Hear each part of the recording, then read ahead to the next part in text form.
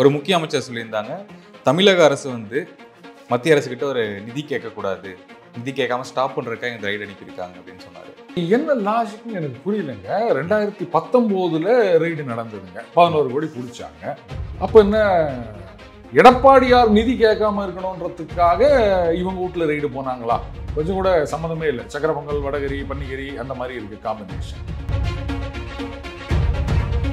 இப்போ செந்தில் பாலாஜி அவர்கள் வீட்டில் ரைடு வச்சாங்க, அவர் அரெஸ்ட் பண்ணி உள்ள கூட போட்டாங்க.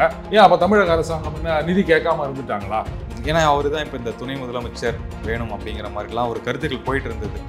மூர்த்த அமைச்சர் இருக்காரு, அவருக்கு துணை முதலமைச்சர் தராம எதுக்கு இவருக்கு தந்தீங்க? இல்லை இப்போ கட்சியிலே ஒருவேளை கட்டம் கட்டுறாங்கன்னு சொல்றீங்களோ?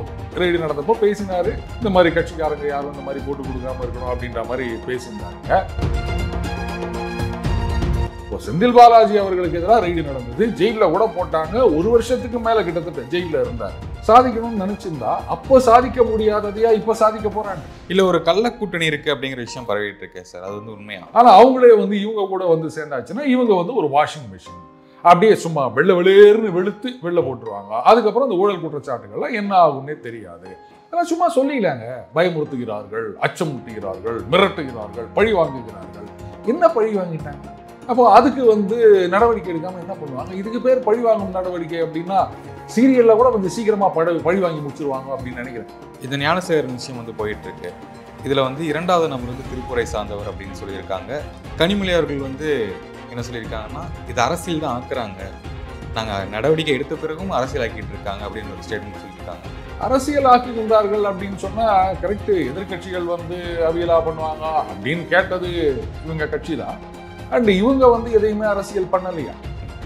மற்ற மாநிலங்கள்ல நடந்தா உடனே இங்க ஒரு பெரிய எதிர்ப்பு குரல் எழுகின்றது, இந்த ஊர்வலம் போறது, போராட்டம் அப்படின்றதெல்லாம் நம்ம நிறைய பார்த்துருக்கோம். எதிர்கட்சிகள் பாஜக, அதிமுக இவங்க சந்தேகத்தை விடுங்க, திருமாவர்களே சொல்லியிருக்காரு இன்னும் சில சம்பந்தப்பட்டிருப்பார்களோ அப்படின்னு சொல்லிட்டு.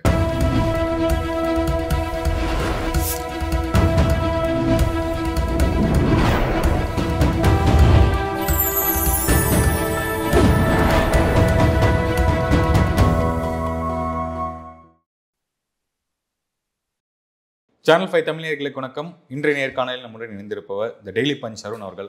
வணக்கம் சார். வணக்கம் நிரஞ்சன்.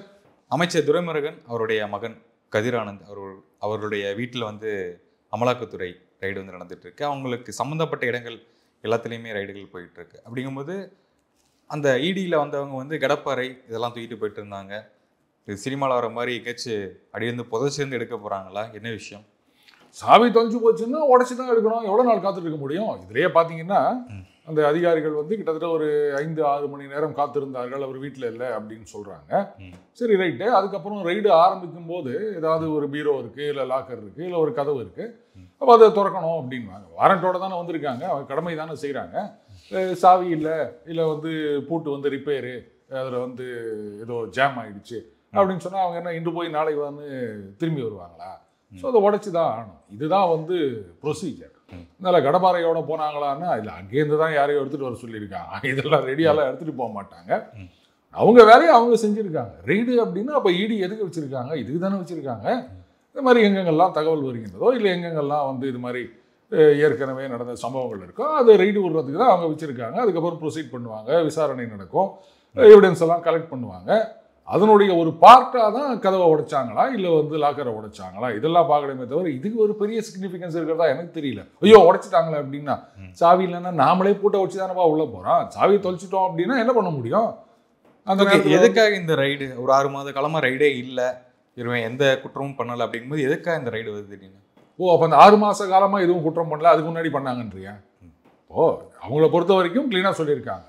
சொல்ல போனா எதுக்காக இந்த ரைடு அப்படின்றத விட ஏன் இவ்வளோ லேட்டுன்னு கேட்டுன்னு தான் நியாயமா இருந்தது. ஓகே, ஏன் இவ்வளோ லேட்?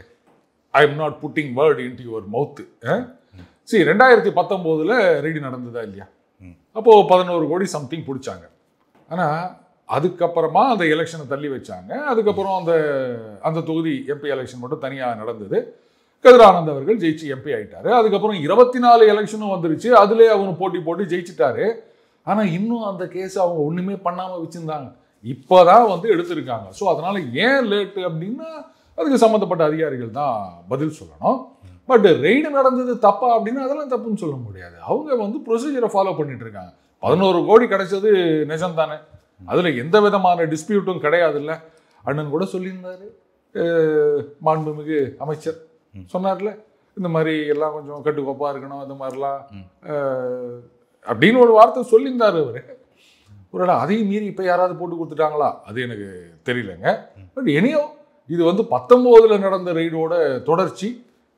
இவ்வளோ சுறுசுறுப்பாக இருக்காங்கன்னும் போது தான் ஆச்சரியமா இருக்கு. ஒரு முக்கிய அமைச்சர் சொல்லியிருந்தாங்க, தமிழக அரசு வந்து மத்திய அரசுக்கிட்ட ஒரு நிதி கேட்கக்கூடாது, நிதி கேட்காம ஸ்டாப் பண்ணுறதுக்காக இந்த ரைடு அனுப்பியிருக்காங்க அப்படின்னு சொன்னார்.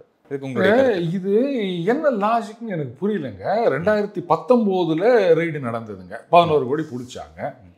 அப்போ என்ன எடப்பாடியார் நிதி கேட்காம இருக்கணுன்றதுக்காக இவங்க வீட்டில் ரெய்டு போனாங்களா?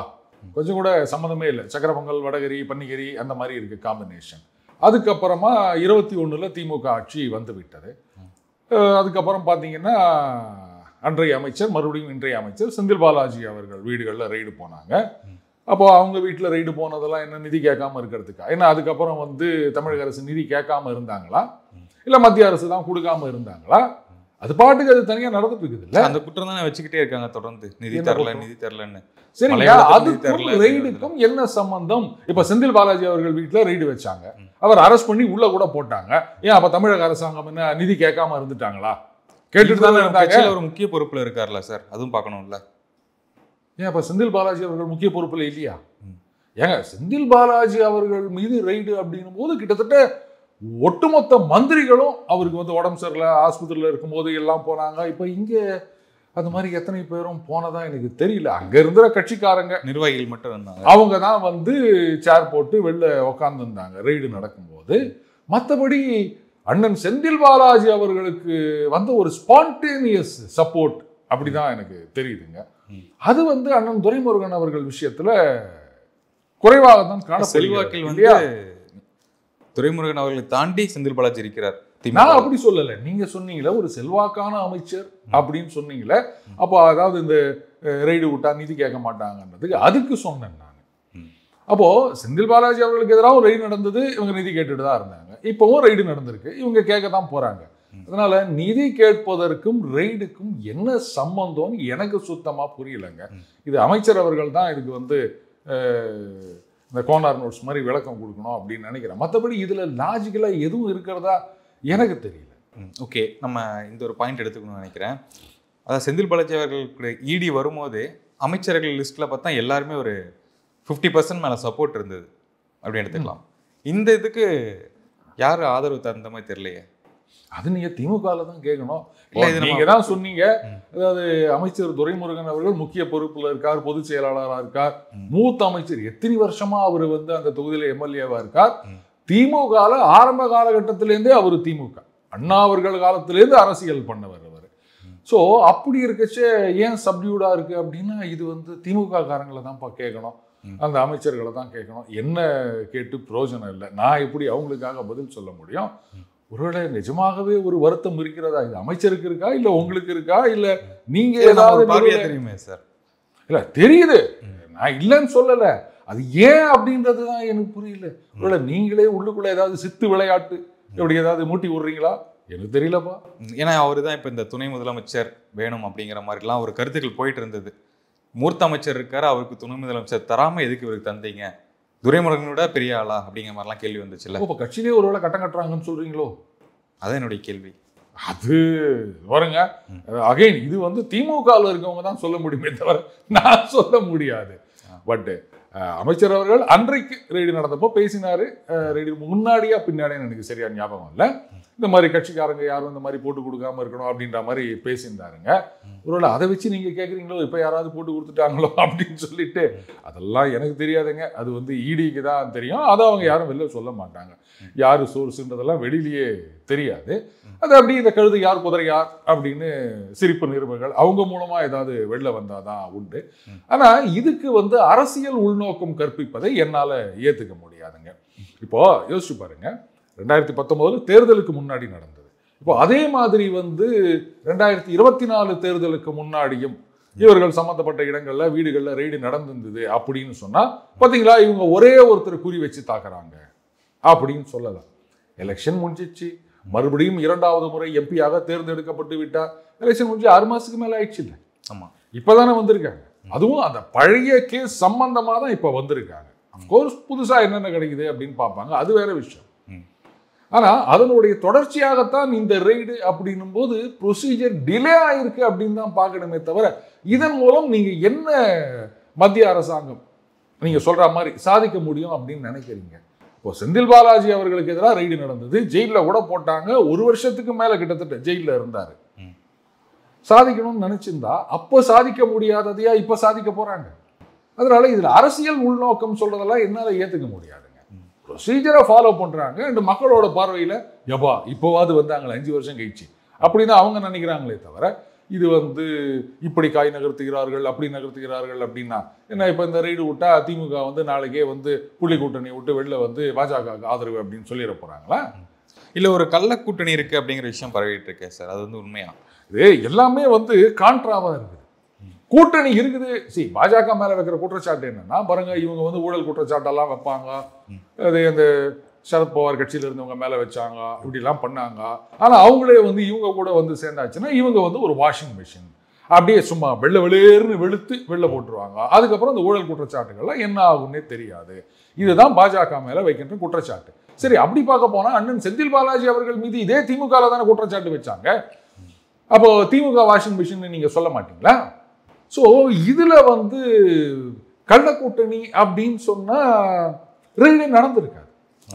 எதுவுமே பண்ணாம இருந்திருந்தாங்கன்னா, இந்த ரெய்டுக்கு முன்னாடி சொல்லியிருந்தா கூட ஒருவேளை ஜனங்க யோசிக்கலாம், கரெக்ட் தானப்பா 19ல் ரெய்டு விட்டாங்க, அதுக்கப்புறம் அந்த கேஸ் என்ன ஆச்சுன்னே தெரியல, ஊற போட்டாங்க, நிஜமாவே இவங்களுக்குள்ள ஏதாவது ஒரு டீலிங் இருக்குதோ அப்படின்ற சந்தேகம் வரும். ஆனா ரெய்டு நடத்தின பிறகு அச்சப்படுத்துறதுக்காக இந்த ரெய்டு அப்படின்னு எடுத்துக்கலாமா?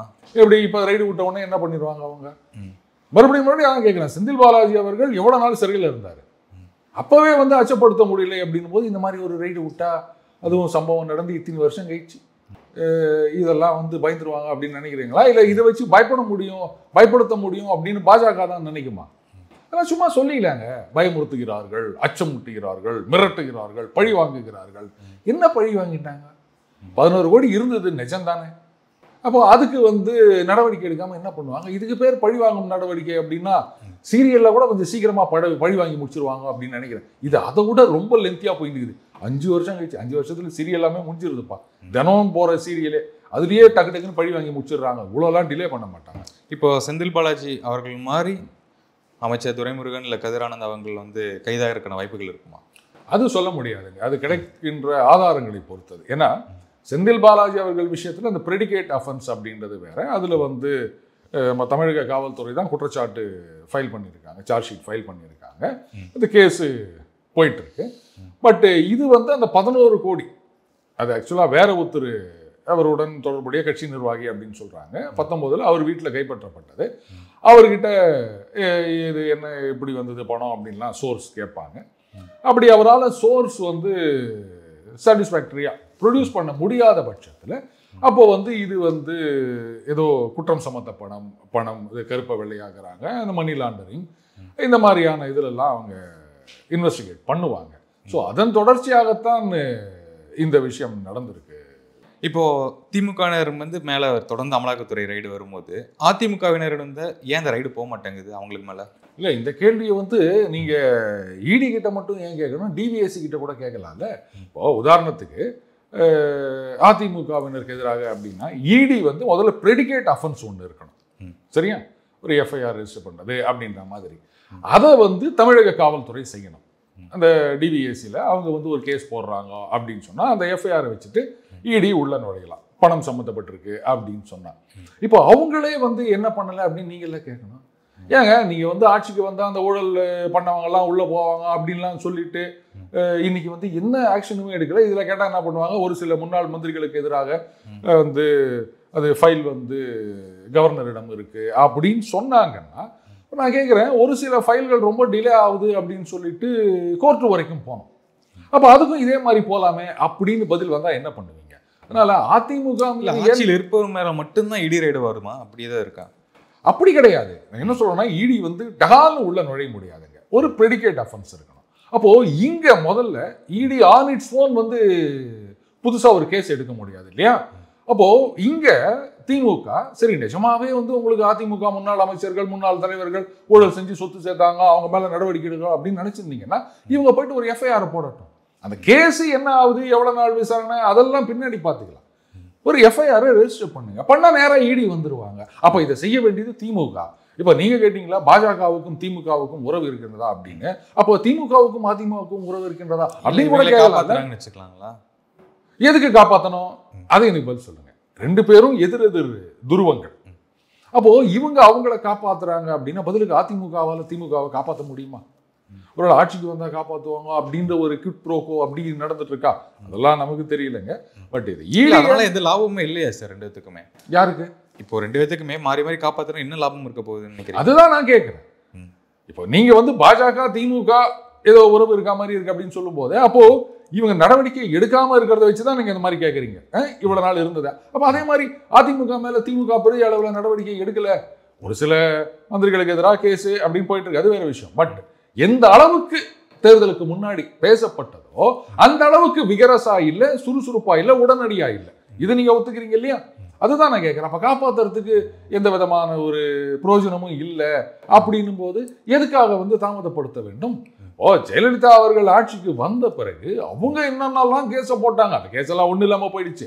அந்த மேம்பால வழக்குனாங்க, அதுனாங்க இதுனாங்க, எதையோ ஒண்ணு பண்ணாங்க.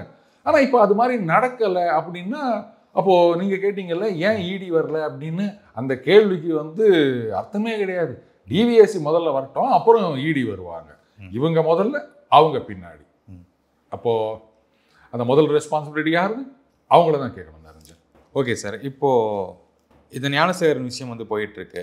இதுல வந்து இரண்டாவது நபர் வந்து திருப்பூரை சார்ந்தவர் அப்படின்னு சொல்லியிருக்காங்க. கனிமொழி அவர்கள் வந்து என்ன சொல்லியிருக்காங்கன்னா, இது அரசியல் தான் ஆக்குறாங்க, நாங்கள் நடவடிக்கை எடுத்த பிறகும் அரசியல் ஆக்கிட்டு இருக்காங்க அப்படின்னு ஒரு ஸ்டேட்மெண்ட் சொல்லியிருக்காங்க. அதாவதுங்க அது இரண்டாவது நபரா என்ன ஏது அப்படிங்கிறதெல்லாம் வந்து அப்படி ஊடகங்களில் தகவல் வருகின்றது. இந்த மாதிரியான அதிகாரப்பூர்வமற்ற தகவலை வச்சு நான் பேசுறது கிடையாது. அரசியல் ஆக்குகின்றார்கள் அப்படின்னு சொன்னா கரெக்டு. எதிர்கட்சிகள் வந்து அவியலா பண்ணுவாங்க அப்படின்னு கேட்டது இவங்க கட்சி தான். அண்ட் இவங்க வந்து எதையுமே அரசியல் பண்ணலையா? இப்போ மற்ற மாநிலங்கள்ல நடந்தா உடனே இங்க ஒரு பெரிய எதிர்ப்பு குரல் எழுகின்றது, இந்த ஊர்வலம் போறது, போராட்டம் அப்படின்றதெல்லாம் நம்ம நிறைய பார்த்துருக்கோம். இப்போ நடவடிக்கை எடுத்தாகிவிட்டது அப்படின்னு சொன்னா இந்த போலீஸ் நடவடிக்கைகள்லயே அந்த பிரஸ் கான்ஃபரன்ஸ்லயே நீதிமன்றம் பல கேள்விகளை எழுப்பி இருந்தது இல்லையா? இப்போ இவ்வளவு எங்க அண்ணன் திருமா அவர்கள் சொல்லியிருக்காரு, இவர் ஒத்தர் தவிர அந்த யார் அந்த சார் அப்படின்லாம் கேட்கும்போது இன்னும் சிலரும் இதுல சம்பந்தப்பட்டிருப்பார்களோ அப்படின்ற சந்தேகம் எழுகின்றது, அதனால நேர்மையான விசாரணை வேண்டும் அப்படின்னு வேற சொல்லியிருக்காரு. அப்படி இருக்கச்ச இப்போ பொள்ளாச்சி விவகாரமா எடுத்துக்காங்க. எதிர்கட்சிகள்லாம் வந்து அன்றைக்கு இருந்த எதிர்கட்சிகள் அவங்கெல்லாம் போராட்டம் நடத்தினதுனால தான் இது வந்து சிபிஐக்கு இந்த கேஸ் போச்சு அப்படின்லாம் சொல்றோம். அப்ப அதே மாதிரி தான் இன்னைக்கு இருக்க எதிர்கட்சிகளும் சொல்லுவாங்க, இவங்க இந்த மாதிரி போராட்டம்லாம் நடத்தினா மட்டும்தான் அதனுடைய ஒரு ரிசல்ட்டா தான் வந்து அந்த எஸ்ஐடின்றதை நான் பார்க்கிறேன். இவங்க எதுவுமே பண்ணாம இருந்திருந்தாங்க அப்படின்னு சொன்னா அப்ப என்ன ஆயிருக்கும்? திருமாவர்கள் சந்தேகம், அவர் தானே சொல்லியிருக்காரு. இப்போ எதிர்கட்சிகள் பாஜக அதிமுக இவங்க சந்தேகத்தை விடுங்க, திருமாவர்களே சொல்லியிருக்காரு இன்னும் சிலர் சம்பந்தப்பட்டிருப்பார்களோ அப்படின்னு சொல்லிட்டு. அடுத்தது இதுல முக்கியமான வார்த்தை ஆபரேட்டிவ் பார்ட்டா நான் பார்க்கறது நேர்மையான விசாரணை வேண்டும் அப்படின்னு. அப்ப என்ன நடந்துட்டு இருக்கு இல்லையா? இப்போ நான் ஒண்ணு கேட்கிறேன், நம்ம ரெண்டு பேரும் நடந்து போறோம் நிரஞ்சன், அப்ப நான் அவங்கள பார்த்து கேட்கிறேன், நிரஞ்சன் வேகமா நடங்க அப்படின்னு சொன்னா என்ன அர்த்தம்? மெதுவா நடக்கிறீங்க அர்த்தம். கரெக்டா பாயிண்ட் பிடிச்சிங்க. சரி, இது ஒண்ணு. அடுத்தது நீங்களும் என்னோட வேகமா வரீங்க, ஒரு ஹோட்டலுக்கு போறோம், போயிட்டு என்ன சாப்பிட்றது அப்படின்ன உடனே இட்லின்றோம். 2 இட்லின்னு சொல்லுமே தவிர இட்லியோட சட்னி கொண்டு வான்னு சொல்லுவோமா? ஏன்னா இட்லினாலே கூட சட்னி தான், சாம்பார் அதெல்லாம் வந்து எக்ஸ்ட்ரா. சரியா? இப்போ இந்த மேட்டருக்கு வரேன். காவல்துறை விசாரணை அது நேர்மையாக நடக்க வேண்டும்னு சொன்னா அப்ப நேர்மையா நடக்கல. நீங்க சொன்னீங்க இல்லையா, மெதுவா நடக்கிறதுனால வேகமா நடன்னு சொன்னேன் அப்படின்னு. அதே மாதிரி நேர்மையா நடக்கல ஆர் நடக்காது இல்ல நடக்காமல் இருப்பதற்கு வாய்ப்பு இருக்கின்றது, அதனால நேர்மையாக இருக்க வேண்டும் அப்படின்னு நடக்க வேண்டும்னு ஸ்ட்ரெஸ் பண்ணாரோ. தொடர்ந்து பேசுவோம். நேர்காணல் மிக்க நன்றி. வணக்கம் சார். நன்றி.